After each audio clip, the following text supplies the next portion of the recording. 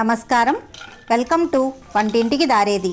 ఇప్పుడు మనం తెలుసుకుంటున్న రెసిపీ ఆలూ నమ్కీన్. ఈ ఆలూ నమ్కీన్ని స్నాక్స్గా అయినా తీసుకోవచ్చు, లేదా అన్నంతో అయినా తీసుకోవచ్చు, లేదా సైడ్ డిష్గా అయినా కూడా తీసుకోవచ్చు. ఎంతో టేస్టీగా మరింత క్రిస్పీగా ఉండే ఈ ఆలూ నమ్కీన్ని చాలా సులభంగా తయారు చేసుకోవచ్చు. వీటి తయారీ విధానాన్ని ఇప్పుడు మనం తెలుసుకుందాం.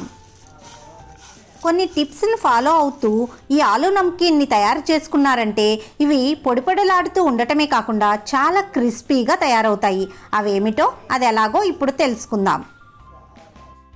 3 మీడియం సైజ్ బంగాళదుంపల్ని చెక్కు తీసేసి ఒక ప్లేట్లో పెట్టుకోవాలి. తర్వాత వీటిని గ్రేట్ చేసుకోవటానికి గ్రేటర్ని తీసుకోవాలి. గ్రేటర్లో నేను చూపిస్తున్న విధంగా అన్ని వైపులా కూడా రకరకాలుగా హోల్స్ ఉంటాయి. ఇలా ఉన్న గ్రేటర్లో చూపిస్తున్న పెద్ద హోల్స్ ఉన్న వైపు మాత్రమే మనం తురుముకోవాలి. ఈ తురుముకున్న వాటిని డైరెక్ట్గా నీళ్లలోనే తురుముకోవాలి. అందుకోసం ఒక బౌల్లో చల్లటి నీళ్లను తీసుకుని అందులోకి ఈ బంగాళదుంపల్ని తురుముకోవాలి. ఇలా బంగాళదుంపల్ని నీళ్లలోకి తురుముకోవటం వల్ల బంగాళదుంపలు కలర్ మారకుండా చక్కగా ఉంటాయి.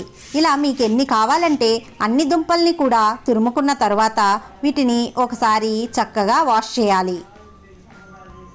ఇలా వాష్ చేసిన తర్వాత ఈ తురుములోని నీళ్ళన్నీ కూడా తీసేసి వేరొక బౌల్లోనికి వేసుకోవాలి. ఇలా తురుమునంతా కూడా వేరొక బౌల్లోనికి వేసుకున్న తర్వాత కొద్దిగా నీళ్లను పోసుకొని మరొక్కసారి ఈ తురుమునంతా కూడా చక్కగా కడగాలి. ఇలాగే 4-5 సార్లు మంచినీళ్లతో చక్కగా కడగాలి. ఇలా కడిగిన తర్వాత ఇందులోని నీళ్ళన్నీ కూడా వంపేసుకొని పక్కన ఉంచుకోవాలి. ఇలా కడగటం వల్ల ఇందులో ఉన్నటువంటి స్టార్చ్ అంతా పోయి మనం ఫ్రై చేసుకున్నప్పుడు చాలా క్రిస్పీగా ఉంటాయి. వీటిని ఒక స్ట్రైనర్లో వేసుకొని ఏవైనా ఎక్సెస్ వాటర్ ఉంటే వాటిని కూడా తీసేసుకోవాలి. ఇలా ఎక్సెస్ వాటర్నంతా తీసేసిన తర్వాత ఇందులో ఉన్నటువంటి తడిదనాన్నంతా తీసివేయటానికి ఒక టవల్పై ఈ తురుమును వేసుకోవాలి. ఏమాత్రం కూడా తడి లేకుండా ఈ టవల్తో ఈ తురుమునంతా కూడా చక్కగా రబ్ చేస్తూ మొత్తం తడినంతా కూడా తీసివేయాలి.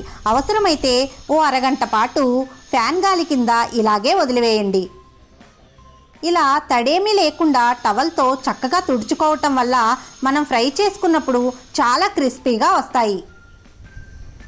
ఈ తురుములో ఉన్నటువంటి తడినంతా కూడా టవల్ చక్కగా పీల్చుకున్న తర్వాత ఈ తురుముని ఒక ప్లేట్లోనికి తీసుకోవాలి. మనం ఈ తురుముని ఎంత బాగా పొడిలాడుతూ చేసుకుంటామో మనకి ఆలూ నమ్కీన్ అంత క్రిస్పీగా వస్తాయి. ఇలా రెడీ చేసుకున్న ఈ తురుముని బాగా వేడెక్కి ఉన్న ఆయిల్లో మంటని మీడియం ఫ్లేమ్లో అడ్జస్ట్ చేసుకుని కొద్దిగా వేసుకోవాలి. ఒకేసారి వేసుకున్నామంటే ఈ ఆయిల్ అంతా కూడా పైకి వచ్చేసే ఆస్కారం ఉంటుంది. వేసిన వెంటనే గరిటెను పెట్టకుండా కొద్దిసేపటి తర్వాత గరిటెతో అటు ఇటు కదుపుతూ చక్కగా ఫ్రై చేసుకోవాలి. ఇలా కలపకపోతే ఒకే చోట ఫ్రై అయ్యి మిగతా చోట ఫ్రై అవ్వకుండా అలా ఉండిపోతాయి. ఈవెన్గా ఫ్రై చేసుకోవాలంటే మధ్యలో కలుపుతూ ఉండాలి.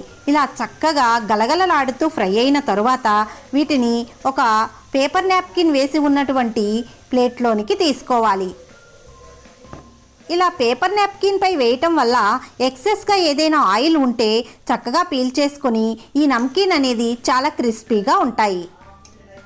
అరకప్పు పల్లీలను జాలిగరిటెలో వేసుకొని చక్కగా ఫ్రై చేసుకోవాలి. విడిగా వేసుకుంటే వేగిన తర్వాత తీయటం కష్టంగా ఉంటుంది.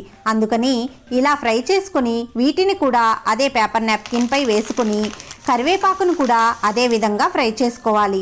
ఫ్రై అయిన వాటిని మనం ముందుగా ఫ్రై చేసుకున్నటువంటి ఆలూ మిక్స్చర్లో వేసుకోవాలి. ఇలా వీటన్నిటినీ కూడా ఈ పేపర్ నాప్కిన్పై వేసుకున్న తర్వాత దీనిలోంచి తీసేసి ఒక బౌల్లోనికి వేసుకోవాలి. ఇక నమ్కీన్ని తయారు చేసుకోవటానికై ఇందులో సరిపడా ఉప్పుని వేసుకోవాలి. అలాగే మీరు తినగలిగే కారాన్ని బట్టి కారాన్ని కూడా వేసుకోండి. మరీ ఎక్కువగా వేసుకోవద్దు. ఇలా వేసుకున్న తర్వాత ఇందులో 1/2 టేబుల్ స్పూన్ దాకా చాట్ మసాలాని వేసుకోవాలి. చాట్ మసాలాలో కూడా ఉప్పు ఎక్కువగా ఉంటుంది కాబట్టి ఉప్పు వేసుకునేటప్పుడు జాగ్రత్తగా చూసి వేసుకోండి. వీటన్నిటిని కూడా చక్కగా కలుపుకోవాలి.